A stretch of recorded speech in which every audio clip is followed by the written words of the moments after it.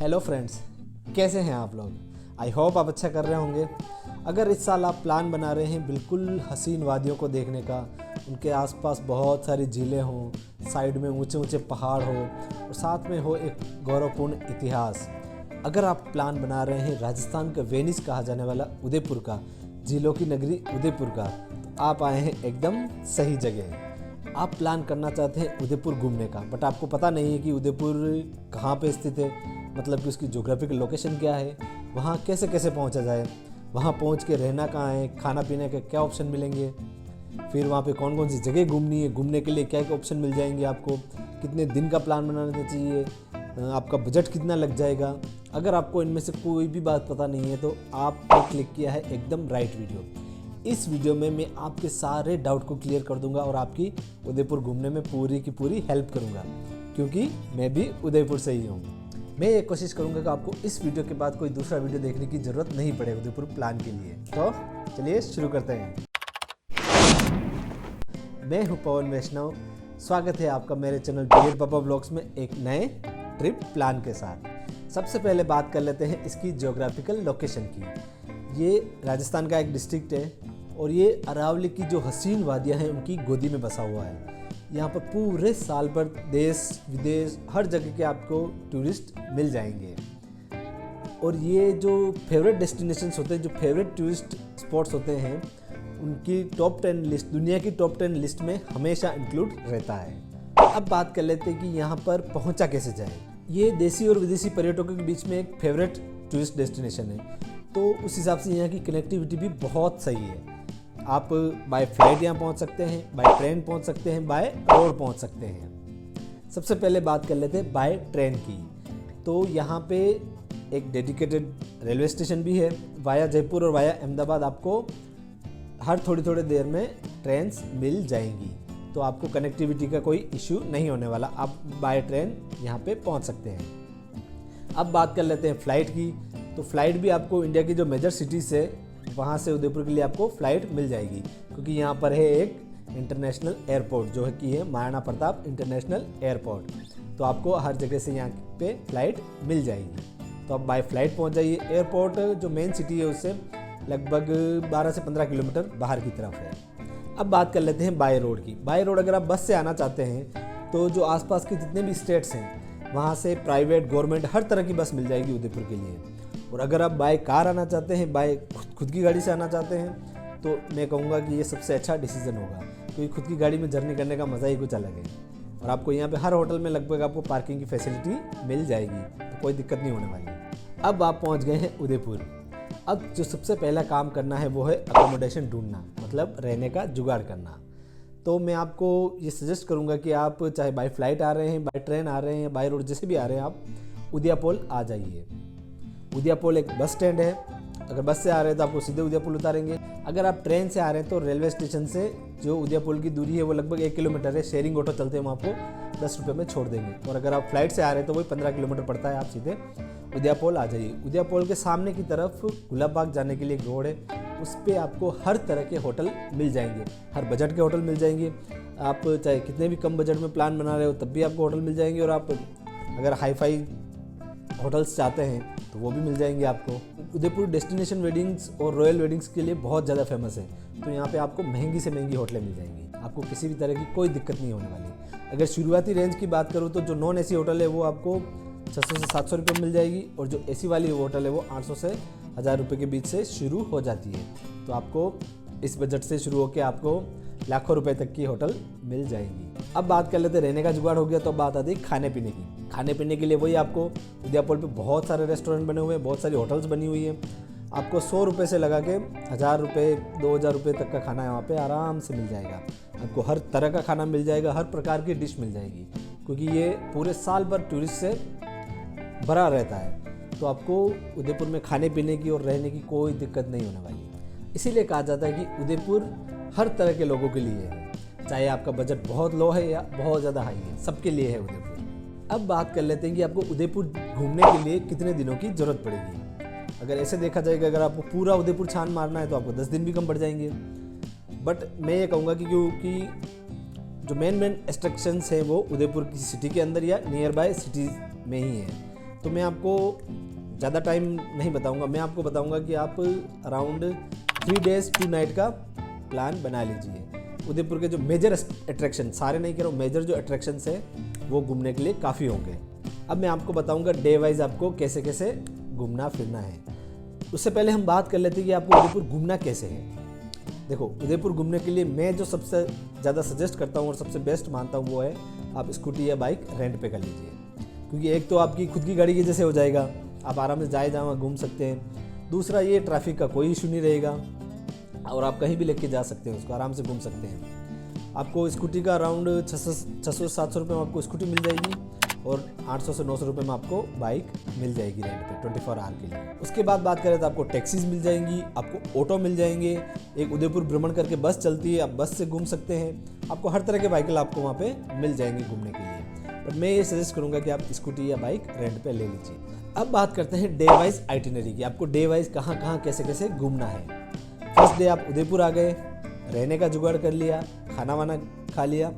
अब आप घूमने निकल जाइए सबसे पहले जगदीश मंदिर, जो उदयपुर का विष्णु मंदिर है और सब बहुत ही पुराना मंदिर है। आप विष्णु मंदिर जाइए, वहाँ सीढ़ियाँ चढ़ के आप ऊपर जाएंगे तो आपको श्री हरि के भव्य दर्शन होंगे और मंदिर की भव्यता आप देखते ही रह जाएंगे, इतना शानदार मंदिर बना हुआ है। तो आप दर्शन कीजिए, कुछ टाइम स्पेंड कीजिए और नीचे आके आप थोड़ा सा आगे जाके आप चले जाइए सिटी पैलेस में। सिटी पैलेस ये मेवाड़ राज परिवार का रेजिडेंशियल भी है, तो कुछ हिस्सा टूरिस्ट के लिए खोला हुआ है, पूरा तो नहीं खोला हुआ, कुछ हिस्सा टूरिस्ट के लिए खोला हुआ है। तो उसका एंट्री टिकट आपको लगता है 30 रुपये, और अगर आप म्यूजियम भी घूमना चाहते हैं तो आपको 400 से 500 रुपये म्यूजियम के लग जाएंगे। बट अगर आपको म्यूजियम में इंटरेस्ट नहीं है तो आप 30 रुपये देके सिर्फ अंदर पूरा महल घूम सकते हैं, सिर्फ आप म्यूजियम नहीं देख पाएंगे। अगर अंदर जाके म्यूजियम का मन होता है तो अंदर भी काउंटर लगे रहते हैं, तो आप अंदर जाके काउंटर से टिकट लेके म्यूजियम भी घूम सकते हैं। ये पिछोला लेक के किनारे बसा हुआ है एक बहुत ही शानदार महल है। इसका निर्माण महाराणा उदय सिंह जी द्वितीय ने करवाया था जब उदयपुर बसा था तब। इसका पिछोला लेक के आसपास इसका व्यू इतना फोटोजेनिक है ना कि आप फोटो ले लेके थक जाएंगे, बट यहाँ पे जगह ख़त्म नहीं होगी, इतना शानदार आपको व्यू मिलता है महल का। आप आराम से महल घूमिए, महल को देखिए, फिर आ जाइए आप पिछोला लेक पे बोटिंग करने। बोटिंग के चार्जेस आपको 500 रुपीज़ लगते हैं। और बोट से जो महल का व्यू दिखता है वो बहुत ही अद्भुत दिखता है, बहुत ही अल्टीमेट दिखता है। आप पिछोला लेक को एंजॉय कीजिए, महल के व्यू को एंजॉय कीजिए और आप चले जाइए जग मंदिर। ये मंदिर नहीं है, ये भी महल ही है। वहाँ पे गार्डन बना हुआ, वहाँ गार्डन में जाइए, खाने पीने की चीज़ें मिलती है, खाइए पीजिए। वहाँ से उदयपुर का और पिछोला लेक का जो महल है सिटी पैलेस, उसका इतना मस्त व्यू दिखेगा आपको। तो वहाँ पे थोड़ा टाइम स्पेंड कीजिए और किसी भी बोट में वापस बैठ के आप सिटी पैलेस आ जाइए। सिटी पैलेस से निकलकर आप चले जाइए बागौर की हवेली, जो जगदीश मंदिर के पीछे की साइड पे स्थित है। ये भी एक म्यूज़ियम है। यहाँ पे मेवाड़ राज परिवार के जो बाले, तलवारें, वो सब बख्तर, वो जो भी हुआ करते थे वो सारा रखा हुआ है। यहाँ पे एक बहुत ही शानदार पगड़ियों का कलेक्शन है, आप वो देख सकते हैं। यहाँ पे इवनिंग में रोज़ 7 से 8 बजे एक धरोहर नाम से फोक डांस का शो होता है, आप वो देख सकते हैं। तो इस तरह से आप बागौर की हवेली पूरी घूम सकते हैं। बागौर की हवेली से निकलिए और आप आ जाइए पिछोला के गणगौर घाट पर।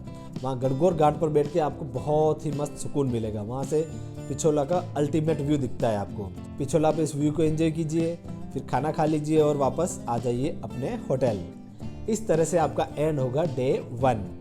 डे 2 में उठिए, फ्रेशन अप होइए, ब्रेकफास्ट कीजिए और आप घूमने चले जाइए monsoon palace, the Sajjangarh fort. ये सज्जनगढ़ फोर्ट पहाड़ी के ऊपर है, तो आपको वहाँ पे एंट्री फीस देनी पड़ेगी, खुद की भी देनी पड़ेगी और गाड़ी की भी देनी पड़ेगी। आप खुद की गाड़ी लेकर बिल्कुल ऊपर तक जा सकते हैं। जितना शानदार व्यू ऊपर से दिखता है ना, उससे भी ज़्यादा खूबसूरत यहाँ नीचे से ऊपर जाने का रास्ता है। तो आप रास्ते को एंजॉय कीजिए, ऊपर जाके आप उदयपुर का व्यू एंजॉय कीजिए। यहाँ से आपको फतेह सागर, पिछोला, सारी लेक्स दिखेंगी आपको, बहुत ही अल्टीमेट व्यू मिलेगा। और अगर आप मानसून टाइम में जाते हैं तो आपको मज़ा ही आ जाएगा।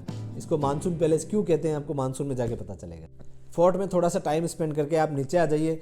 नीचे एक बायोलॉजिकल पार्क बना हुआ है, जू बना हुआ है, जिसमें जितने भी जंगली जानवर हैं, शेर, चीता, हाथी, मगरमच्छ, ये सारे रखे हुए हैं। तो आप जू भी देख सकते हैं। अगर आपको इंटरेस्ट है तो आप जू में घूम लीजिए। इसके बाद आप आ जाइए वैक्स म्यूज़ियम में। वैक्स म्यूज़ियम में भी आपको वो जैसे वैक्स म्यूज़ियम होता है, यहाँ पे देश और दुनिया की सारी बड़ी बड़ी हस्तियों की वैक्स स्टैचू रखी हुई है, आप वो देख सकते हैं। फिर उसके पास ही जो मिरर गैलरी है वहाँ आ सकते हैं, उसमें आपको मज़ा ही आ जाएगा देख के। फिर उसके बाद हॉरर गैलरी है, वो देख सकते हैं, वो देखिए। फिर उसके बाद आप चले जाइए सहेलियों की बाड़ी। ये एक बहुत बड़ा गार्डन है, पुराना गार्डन है, जिसका निर्माण महाराणा संग्राम सिंह जी ने अपनी रानी के लिए करवाया था। यहाँ पे रानी अपनी सहेलियों के साथ आती थी टाइम स्पेंड करने। तो आप पूरा गार्डन घूमिए, वहाँ पे फाउंटेन्स लगे हुए हैं, उनको देखिए, कुछ टाइम स्पेंड कीजिए। और उसके बाद आप आ जाइए सुखाड़िया सर्कल। ये है तो कहने में एक सर्किल है, बट इसको टूरिस्ट स्पॉट की तरह डेवलप किया हुआ है। वहाँ पे आप पैडल बोटिंग कर सकते हैं, वहाँ फाउंटेन के मज़े लीजिए, गार्डन बना हुआ है, वहाँ बैठिए थोड़ी देर।